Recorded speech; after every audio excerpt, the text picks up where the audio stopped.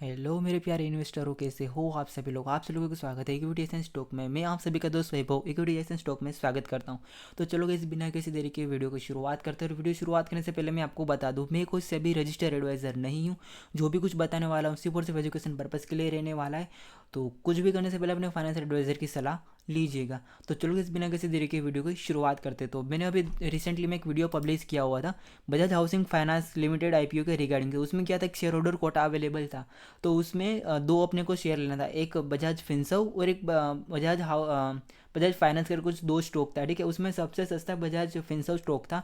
तो मेरे को कई सारे क्वेरी आ रहे थे कि सर मेरे को बताइए कि हमको बजाज फिनसर्व स्टॉक में एंट्री कब लेनी है। ठीक है, क्योंकि अपने पास 3 मंथ का टाइम है, तो 3 मंथ के टाइम के दौरान कभी भी उसका आरएचपी आ सकता है।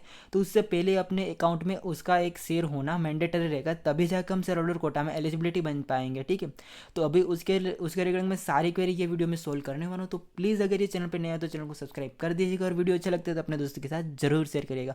और कोई भी क्वेरी रहती है तो आप मेरे को नीचे कमेंट सेक्शन में यहाँ पे पूछ सकते हो। तो देखो, सबसे पहले मैंने सिंपल सा नहीं क्या किया हुआ है, मैंने डे टाइम फ्रेम सेलेक्ट कर लिया हुआ है। ठीक है, उससे पहले मैं आपको थोड़े लॉन्ग टर्म के परस्पेक्टिव से मैं आपको बता दूँ। ठीक है, तो अगर आप लॉन्ग टर्म के यहाँ पे सोच रहे हो तो सबसे पहले देखो, यहाँ पे मेरे को ना एक पेनेट पैटर्न यहाँ पे दिख रहा है।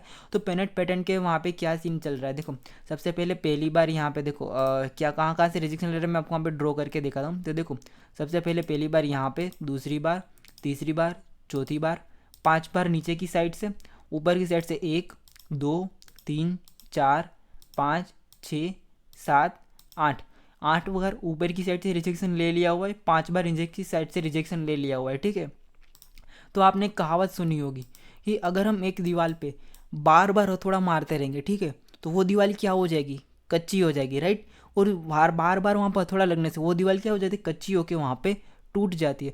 तो वही सेम सिनारियो ना अभी क्या चल रहा है कि अभी ये जो न्यूज़ आया हुआ है ना बजाज हाउसिंग फाइनेंस के लिए, मतलब एक शेयर होल्डर कोटा के लिए एक शेयर लेना पड़ेगा।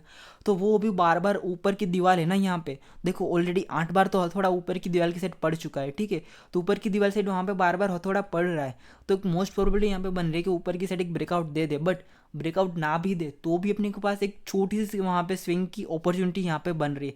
देखो, अगर आप लॉन्ग टर्म के पर्सपेक्टिव से वहाँ पे जा रहे हो तो आपको क्या करना है, देखो अगर आपको छोटा सा स्टॉप लॉस लेके जाना हो, ठीक है, तो अभी 1590 रुपये चल रहा है और इसका स्टॉप लॉस आ रहा है 1450 रुपये के अराउंड। ठीक है, समथिंग आपको बोलूँ तो कुछ 100-120 पॉइंट का आपको स्टॉप लॉस आ रहा है। बाई चांस इसने वहाँ पे ब्रेकआउट दे दिया ना, तो कितना वहाँ पे जा सकता है। देखो, ये जो बीच का एरिया होता है ना, ये पेनेट पैटर्न का यहाँ पे टारगेट होता है। ठीक है, तो 750 पॉइंट। तो आपको यहाँ पे 120 पॉइंट के सामने अगर ये ब्रेकआउट दे देता है, ठीक, अगर आप लॉन्ग टर्म की सोच रहे हो और इसने ब्रेकआउट दे दिया गाइज, तो ये मिनिमम 750 पॉइंट के ऊपर की रैली दिखा सकता है। और यहाँ पे 750 पॉइंट के ऊपर की मैं रैली की बात करूँ तो कहाँ कहाँ तक उसकी प्राइस आती है, मैं यहाँ पे चार्ट का भी देख सकता हूँ।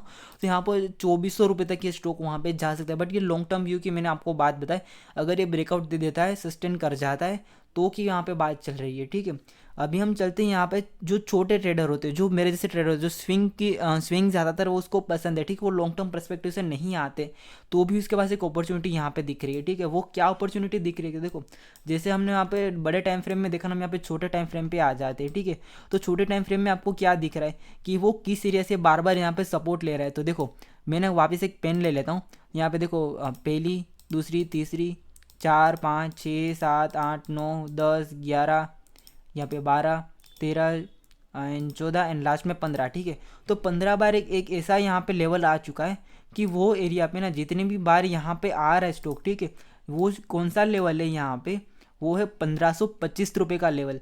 जो 1525 रुपये का लेवल इतना अच्छा गाइस यहाँ पे सपोर्ट की ओर काम कर रहे हैं ना, वो जब भी वहाँ पे आता है ना, वो 1525 के लेवल से रिवर्सल मार देता है। बाई चांस चलो वो 1525 रिवर्सल नहीं मारता है, तो लास्ट कौन सा लेवल रहता है यहाँ पे, 1450 का लेवल रहता है। वहाँ से रिवर्सल काफ़ी बार उन्होंने स्टॉक ने लिया हुआ है। तो ये जो 1450 से लेके 1525 तक का लेवल है ना, बहुत अच्छा खासा स्टॉक के लिए वहाँ पे सपोर्ट की तरह काम कर रहा है। वो जब तक उसके ऊपर है तब तक अपने को कोई डरने की यहाँ पे बात नहीं। वो टूटा तो सब कुछ यहाँ पे खत्म जैसा सिनारियो हो जाएगा यहाँ पे ये स्टॉक में। तो अभी फिलहाल मैं अपॉर्चुनिटी की बात करूँ, देखिए स्विंग स्टॉक के लिए अभी यहाँ पे 1590 रुपये चल रहा है। सपोज अपन लोग यहाँ से नीचे तक का, ठीक है, मतलब कितने पॉइंट का, 65 पॉइंट का अपन लोग यहाँ पे स्टॉप लॉस भी रख देना, 65 से 70 पॉइंट का, तो अपने पास ऊपर के कितने वहाँ पे पॉइंट आ रहे हैं यहाँ पे देखो, ऑलरेडी यहाँ पे 1:2 के अराउंड समथिंग यहाँ पे मेरे को ऊपर का दिख रहा है, ठीक है। 112 मिनट समथिंग अराउंड वो 120 मिनट के अराउंड यहाँ पे हो जाता है, ठीक है।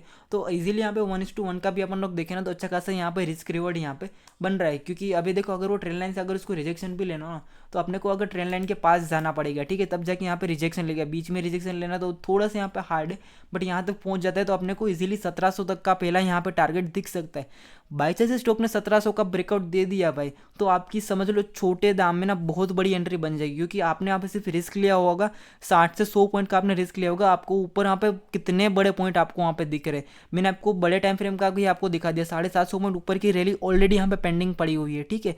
और डे टाइम फ्रेम की बात करूँ ना तो यहाँ पे ऑलरेडी 120 पॉइंट सामने यहाँ पे दिख रहे हैं।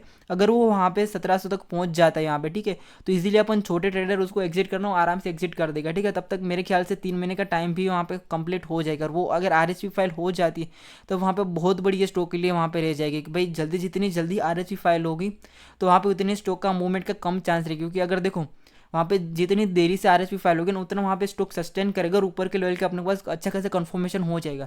तो घुमा फिरा के मैं बात करूँ, ठीक है, तो ये स्टॉक में ना अपने पास 3 महीना का टाइम है, ठीक है। 3 महीने तक अगर ये 1700 का लेवल तक पहुँच जाता है तो अपने पास बी बेस्ट अगर स्विंग के लिए आए तो एग्जिट करने का मौका है, ठीक है। और 1700 के ऊपर यहाँ पे ब्रेकआउट दे देता है, ठीक है, तो लॉन्ग टर्म अगर आप चाहते हो तो 1700 के ऊपर का आपको वहाँ पे वेट करना पड़ेगा और उसके बाद ऊपर इजीली आप रैली एंजॉय कर सकते हो। तो ये जो पूरा सिनारियो बजाज फिंसर्व के बारे में, आई होप आप सभी को पूरा समझ आया होगा कि पूरी क्या रणनीति इसमें रहने वाली है। जो जितने भी सारे पॉसिबिलिटी वे थे वो मैंने अभी आपको यहाँ पे बता दिया। आई होप गाइस आप सभी को पूरा कंसेप्ट यहाँ पे समझ आया होगा कि किसके लिए क्या इंपॉर्टेंट रहने रहेगा। मैंने आपको छोटे टाइम फ्रेम का भी मैंने आपको बता दिया कि जो मेरे जैसे स्विंग ट्रेडर है वो क्या करेंगे यहाँ पे, जो बड़े टाइम फ्रेम मतलब जो लॉन्ग टर्म इन्वेस्टर वाले वो वहाँ पे उसको देखना हो तो क्या कर सकते, वो सब कुछ मैंने एज प्रॉपरली यहाँ पे मैंने बता दिया हो कि भाई क्या रहेगा सीन। तो आई होप गाइस आप सभी को समझ आ गए होगे। तो चलो गाइस मिलते हैं नेक्स्ट वीडियो में, तब तक के लिए गुड बाय, टेक केयर, जय हिंद।